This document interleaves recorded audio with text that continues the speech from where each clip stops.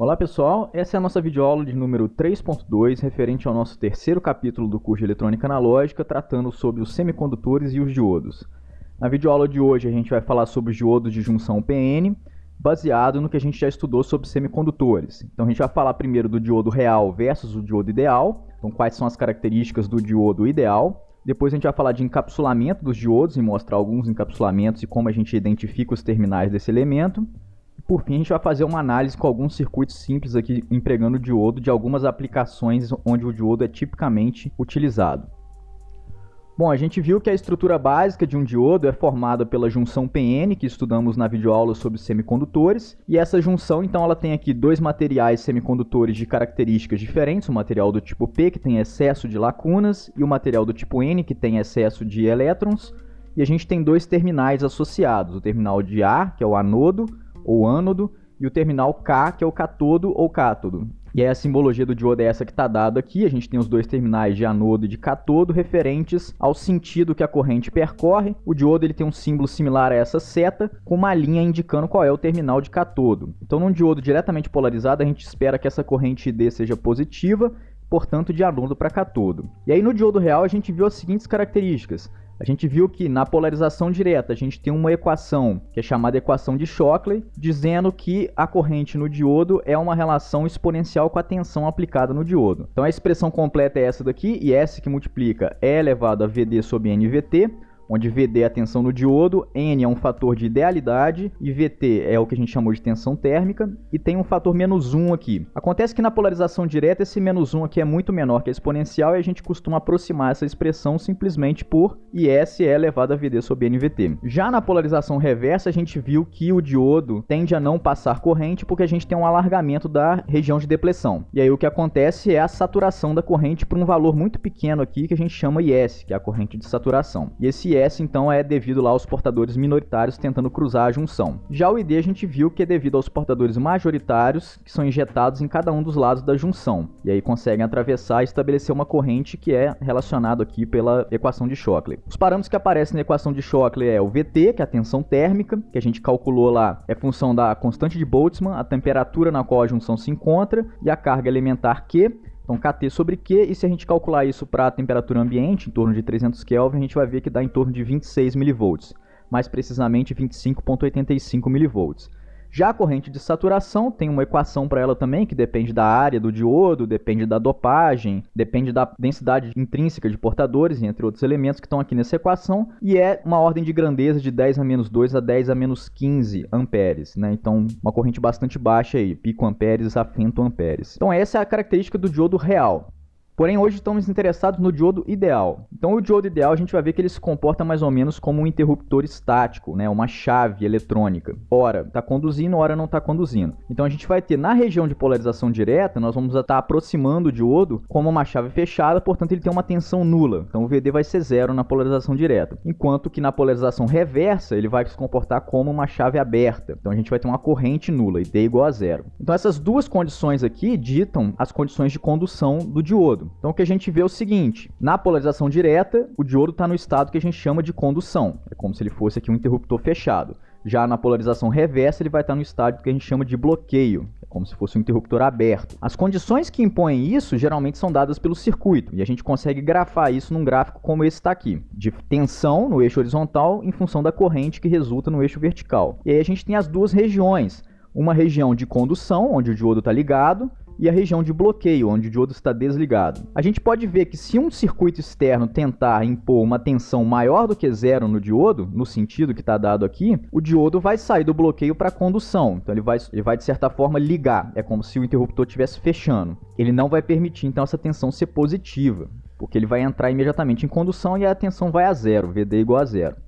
Já no sentido oposto, se a gente tentar forçar uma corrente negativa pelo diodo, ou seja, de catodo para anodo, a gente vai ter uma condição, ou seja, a saída do diodo da condução ou a entrada em bloqueio, né, que é o equivalente ao desligamento aqui desse interruptor. Então, nessa situação onde qualquer condição do circuito tenta impor uma corrente negativa, o diodo é forçado a sair de condução. Então, a gente está sempre restrito aqui ou a ele está na região de condução, onde a tensão é nula, ou na região de bloqueio, onde a corrente é nula. Então o diodo ideal ele se comporta de certa forma como se fosse uma válvula unidirecional de sistemas hidráulicos ou pneumáticos, tal qual essa mostrada aqui, né? É uma válvula que permite o fluxo de água ou de ar, por exemplo, da esquerda para a direita, mas se esse ar ou água tentar voltar, a válvula fecha, porque ela tem uma mola aqui que pressiona ela contra o corpo da válvula. Então ela só permite aqui um fluxo de fluido da esquerda para a direita, que é o equivalente à nossa corrente elétrica aqui. Se o fluido tenta fluir no sentido contrário, a válvula fecha. Então é o análogo hidráulico aqui, ou pneumático, do diodo. Então esse comportamento é o comportamento de um diodo ideal. E aí a gente tem resumido aqui quais seriam as relações matemáticas para o diodo real e para o diodo ideal. E a gente pode mostrar que o diodo ideal é uma aproximação do diodo real para casos onde você queira fazer uma primeira análise mais simples. Então, o diodo real tem lá a equação de Shockley da polarização direta. No diodo ideal, a gente vai ter uma tensão nula no momento em que o diodo for polarizado diretamente, ou seja, se o circuito tenta impor uma tensão positiva. Já a polarização reversa, a gente viu que no diodo real é a corrente de saturação. No diodo ideal, a gente vai ter uma corrente nula quando ele é polarizado reversamente, ou seja, quando tenta-se impor uma corrente negativa no diodo. Então ele está se comportando aqui como aquela válvula unidirecional. Num circuito eletrônico é o que a gente vai chamar de um interruptor estático unidirecional, né? Estático porque ele não tem partes móveis. E aí se a gente grafar aqui tanto o diodo ideal quanto o real numa curva V por I, a gente vê que a aproximação do diodo ideal é relativamente boa para o diodo real, caso a gente considere algumas coisas aqui. Nós temos três regiões na curva do diodo real. Nós temos a polarização direta, então quando o diodo está em condução. Nós temos uma região de transição aqui, onde o diodo está entrando em condução, então é uma tensão baixa, onde ele ainda não entrou plenamente em condução, você ainda não está na derivada mais íngreme da curva exponencial. Você tem a polarização reversa, onde o diodo vai estar em bloqueio, que no diodo real é dado pela corrente de saturação, que é bastante baixa, mas no diodo ideal é dado por uma corrente nula. A gente está fazendo essa aproximação. E tem uma outra região no diodo real aqui, que é a região de ruptura, que é quando você ultrapassa um limite máximo de tensão negativa, que a gente chama de VBR. E aí o diodo ele vai começar a conduzir numa região de ruptura com uma tensão alta. Então, geralmente, isso resulta na destruição do diodo caso você ultrapasse os limites de potência aqui do elemento. Então, a gente está interessado mais aqui na região de condução e de bloqueio, ou seja, na polarização direta e na reversa. O diodo real ele tem uma tensão aqui de queda praticamente constante, é um dos modelos que a gente vai estudar mais para frente, que a gente chama de VD0. Tipicamente no silício, algo entre meio a 0,8 volts. Então é uma tensão bastante baixa. Então quando a gente faz a aproximação do diodo ideal, a gente está aproximando essa tensão por zero. E aí a gente vê o comportamento então do interruptor estático unidirecional, que significa o quê? O diodo deixa passar corrente de anodo para cátodo, mas não deixa passar corrente de cátodo para anodo. E aí a gente pode observar isso até num experimento aqui que eu fiz, onde eu estou botando um diodo num circuito e ele deixa passar a corrente acendendo a lâmpada num sentido, mas quando eu inverto esse diodo ele não deixa passar corrente, portanto a lâmpada não acende no sentido reverso. Então um experimento bastante simples que mostra como que o diodo se comporta como um interruptor unidirecional que só deixa passar o fluxo de corrente em um sentido. A gente viu ali no experimento o diodo real, vamos ver como é que é a questão então do encapsulamento desses diodos. Então o diodo que a gente mostrou ali é mais ou menos um encapsulamento similar a esse daqui.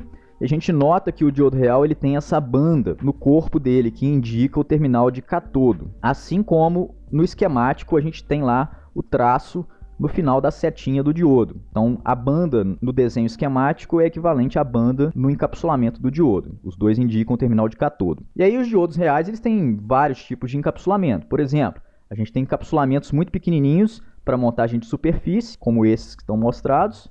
A gente tem encapsulamentos com terminais construídos a partir de vidro ou de plástico, nesse caso aqui diodos de vidro, né, de sinal de baixa tensão e baixa corrente. A gente pode ter diodos para altíssimas potências, e aí às vezes encapsulamentos muito maiores para poder dissipar calor, então geralmente em aplicações de eletrônica de potência. E a gente tem também outros tipos de diodo, por exemplo, aqui eu mostro os LEDs, né, que são diodos emissores de luz, todo mundo conhece, usado muito em indicadores e hoje em dia também em sistemas de iluminação. Então eles são diodos, só permitem a passagem de corrente em um sentido, só que a diferença aqui é que eles têm um band gap que é selecionado para emitir luz. Então lá na transição da recombinação dos elétrons e das lacunas na junção do diodo, no caso do LED, escolhe-se um band gap grande o suficiente para que a radiação produzida da recombinação seja na banda visível. E aí a gente consegue LEDs de várias cores, como aqui eu mostro vermelho, verde e amarelo, por exemplo. Bom, vamos analisar então um circuito básico com diodo para a gente ver como que é a técnica de análise para o diodo ideal. Então eu tenho um circuito simples aqui, onde eu apliquei um potencial VCC. O diodo, nesse sentido que ele está dado aqui, indica para a gente que provavelmente ele vai permitir estabelecimento de corrente direta ID. A gente tem uma resistência para a limitação da corrente, né, já que o diodo não se comporta de forma resistiva, ele se comporta ou como uma chave fechada ou aberta, então ele não vai limitar a própria corrente. E aí a gente pode ver o seguinte, no caso que está aqui, a gente tende a ver que existe uma polarização direta do diodo. Então se a gente supor aqui que ele está diretamente polarizado, portanto vai estar entrando em condução, a gente vai ver um VD igual a zero e uma corrente que vai estar sendo estabelecida, ID igual a VCC sobre R. E aí ele vai estar aqui num ponto D1 da minha curva, onde eu tenho estabelecimento de corrente, mas não tenho tensão, né? VD igual a zero. Se eu inverter esse diodo, eu vou ver que eu estou caindo numa situação oposta, onde o diodo provavelmente aqui vai estar desligado, porque ele vai estar reversamente polarizado. Então eu vou ter ID igual a zero. Portanto, a tensão no diodo VD, nesse sentido que está posto aqui, de anodo para cátodo, vai ser menos VCC, porque eu não tenho queda de tensão na resistência. R e D é igual a zero aqui, porque ID é zero. Então, eu estou no ponto D off aqui da minha curva, onde eu tenho tensão negativa e não tenho corrente. A corrente é zero. Então, uma análise simples aqui mostra para a gente o diodo diretamente e reversamente polarizado num circuito bastante simples. A equação que a gente lança a mão aqui é sempre a equação de malha, VCC igual a VD mais RID. Só que ora eu tenho VD zero, ora eu tenho ID zero. Ora na polarização direta, ora na polarização reversa, né? Mas eu tenho a lei de Kirchhoff de tensão sendo aplicada aqui para calcular essa malha simples. A gente pode olhar um exemplo mais complexo de uma aplicação típica de diodo, que é o retificador de meia onda. Então, o retificador de meia onda é quando eu pego uma tensão alternada VS, que aqui eu estou fazendo senoidal, então é um VS de pico seno de ômega T. Eu tenho um diodo em série com essa fonte e eu quero alimentar uma determinada carga resistiva R aqui, onde eu vou estar estabelecendo uma tensão VO de saída. E aí, de novo, a equação de malha aqui, a lei de Kirchhoff da tensão, é VS é igual a VD mais RID. Então, uma equação bastante simples. Só que a gente tem duas possíveis condições para esse diodo. Na condução, o VD vai ser zero, se o diodo estiver em condução, se ele estiver diretamente polarizado. Já no bloqueio, o ID vai ser zero, se o diodo estiver reversamente polarizado. Então, ora ele está conduzindo, ora ele não está conduzindo. Então, a gente tem dois estados, portanto, duas equações possíveis. A primeira é do diodo conduzindo, então o interruptor está fechado. Nessa condição, eu terei VS igual a RID e VD igual a zero, já que o diodo está conduzindo. Então, ele é um curto-circuito. Se o diodo estiver em bloqueio, então a gente tem um interruptor aberto, portanto a corrente é nula, o ID é zero. E aí, nesse caso, a gente vai ter o VD igual ao VS, de novo, porque a gente não tem queda de tensão na resistência. A tensão de saída aqui pode ser escrita simplesmente pela lei de Ohm, VO igual a R e D, e de novo, ela vai ser VS se o diodo conduz e zero se o diodo bloqueia, porque eu não vou ter corrente. E aí a gente pode fazer o quê? A gente pode fazer um esboço das formas de ondas idealizadas desse circuito, para ver como que ele se comporta no domínio do tempo. Então o que a gente vai ter nesse circuito de retificador de meia onda são essas formas de onda aqui.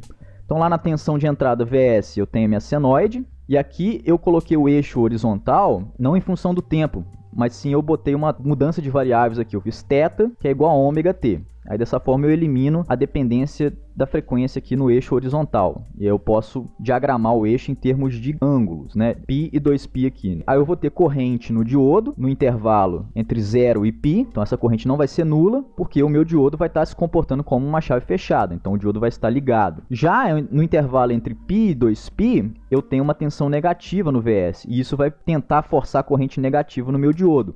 Então ele vai entrar em bloqueio. Então meu diodo vai estar desligado para esse intervalo entre π e 2π. E aí a minha corrente vai ser nula e vai aparecer tensão lá no meu diodo VD. Então, de novo, a gente tem hora corrente, hora tensão. Hora chave fechada, hora chave aberta. A tensão que aparece na carga vai ser um escalar da corrente, R e D, então vai ter a forma de onda similar. A gente pode falar quais são os valores de pico aqui. Na tensão de entrada, VS de pico. Na corrente no diodo vai ser VS de pico dividido pela resistência. Na saída vai ser igual ao VS, então vai ser a mesma tensão de pico. E no VD, como o diodo vai bloquear a tensão reversa, a gente tem um pico inverso de tensão aqui, que é menos VS de pico. Então o diodo, na polarização reversa dele, ele vai estar bloqueando uma tensão negativa, cujo pico é o pico da senoide negativo lá, é o vale da senoide. E aí a gente tem esse diagrama de formas de onda. A gente poderia também, se a gente quisesse, calcular qual é a tensão média que aparece na saída, porque a gente está vendo aqui qual é a função do retificador. Transformar a corrente alternada, que é o VS, em corrente contínua, que é o VO. O VO não é corrente contínua pura, mas ele tem um valor médio, porque agora ele não tem o semiciclo negativo. Então, se a gente fosse calcular o valor médio do VO, que é o Vzão O, a gente encontraria essa equação de média. seria um nível mais ou menos aqui no tracejado. A equação de média, como de qualquer outra média, 1 sobre o período integral de 0 até o final do período da função que você está calculando. Só que a nossa função de tensão aqui, ela não é nula entre 0 e π. Então eu tenho um período de 2π, já que eu normalizei meu eixo horizontal, 1 sobre 2π, que multiplica a integral que não é nula entre 0 e π. E aí entre 0 e π ela vale Vs de pico, seno θ, e eu estou integrando em dθ, né? Então aqui tem a eliminação da variável tempo, conforme eu falei, a troca de variáveis. Se eu resolvo essa integral simples aqui, eu vou ver que essa tensão média ela vai ter um valor Vs de pico sobre π. Então esse aqui é um exemplo básico de análise do retificador de meia onda, é um circuito que é empregado em muitas aplicações, e a gente viu aqui como que ficam as formas de onda. Bom, o que tínhamos para falar sobre diodo ideal por enquanto é isso. Nas próximas aulas a gente vai analisar o diodo em condições reais e alguns modelos para poder empregar quando é necessário uma análise mais apurada do circuito com o diodo. Então muito obrigado e até a próxima.